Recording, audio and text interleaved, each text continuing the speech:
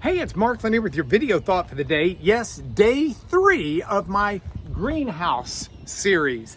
This is a series where I look at different values that we should use to help us grow.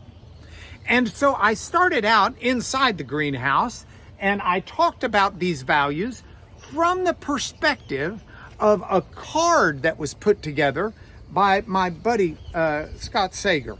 And this card has certain values that our school, I went to a Christian university, Lipscomb University, and our school has grabbed hold of these values and printed them up on these bookmarks so that people will keep them in front of themselves and look at them. So we started Monday with love God. And then value number 2, serve others. Now I'm doing this week and I've got 5 days to get it done. And there are 8 values on here, which means I've got to kind of get a little selective. So here's what I'm going to do. Value number 3, I'm going to read it to you, show it to you, but I'm not going to make a big deal out of it because I want to get to value number 4 and make sure I've got time to get through the card. So you'll recall value number 1 was to love God. Value number 2 was to serve others. Value number 3 is like it. It's to respect everyone. It means not only are we to serve other people, but we should do so out of respect, honoring them, understanding that every person you meet today is a person that God loves. And that alone should be reason for you and I to respect every person. Now, there are some people that I love. There are some people I just don't have a feeling for one way or the other. There are some people who can drive me nutso.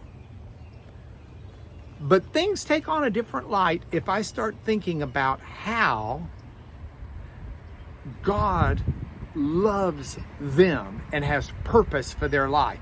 Then all of a sudden, I'll start spending more energy trying to figure out why. And my respect for them grows. It's very important we respect others. But then I want to go to number 4. Number 4, are you ready? The 4th thing we value. Look at this. Pursue joy. I mean, you might think that joy's just something you either have it or you don't. But this value says we should pursue joy. That joy is something we value enough that we chase after it. And there are 2 scriptures that are referenced here. The first one is from Philippians. That's a letter Paul wrote, and it's often called the letter of joy, even though he wrote it from prison. And that's a passage where he says to rejoice in the Lord always. And so it's a marvelous passage, but I really want to hone in on the second passage, this Psalm 68, verse 3.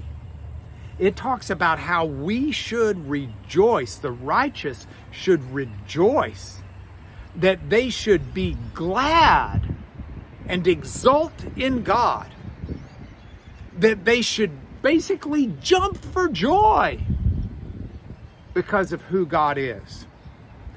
God doesn't want you miserable, and he doesn't want me miserable.